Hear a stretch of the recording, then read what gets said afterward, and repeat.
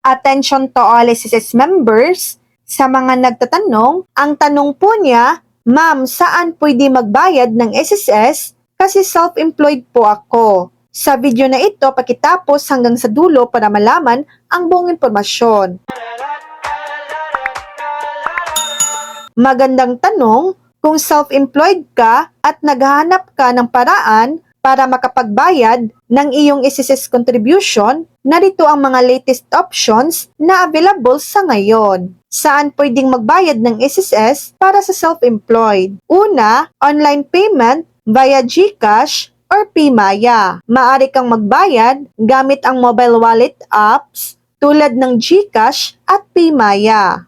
Hanapin ang bayarin para sa SSS, ilagay ang iyong SSS number at contribution amount at isumiti. Pangalawa, bank online banking. Maraming banks ang may bill payment services para sa SSS. Pumunta sa online banking portal ng iyong bank.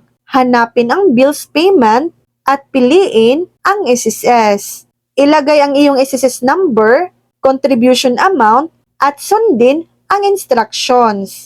Pangatlo, SSS portal, payment via electronic fund transfer. Mag-login sa iyong my.sss account sa www.sss.gov.ph.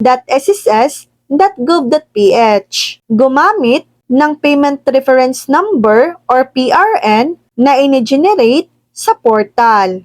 Pumili ng partner bank o payment channel na nakalink sa portal at magbayad online. Pang-apat, over-the-counter payment centers. Pwede ka ring magbayad sa mga authorized payment centers tulad ng Bayad Center, 7-Eleven, M. Lulier, Cebuana Lulier, at Robinson's Business Centers. Dalhin ang iyong SSS number at bayaran ang contribution sa cashier.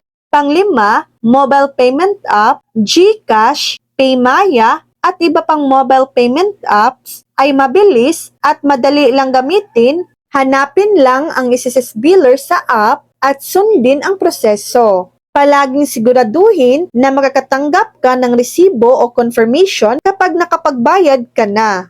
Ingatan ang mga resibo hanggang sa ma-verify ng SSS na na-update na ang iyong contributions. Patuloy na pinapalawak ng SSS ang mga paraan ng pagbabayad online para mas maging madali sa mga self-employed at voluntarily contributing members. Mas makabubuting, regular mong i-check ang kanilang official website www.sss.gov.ph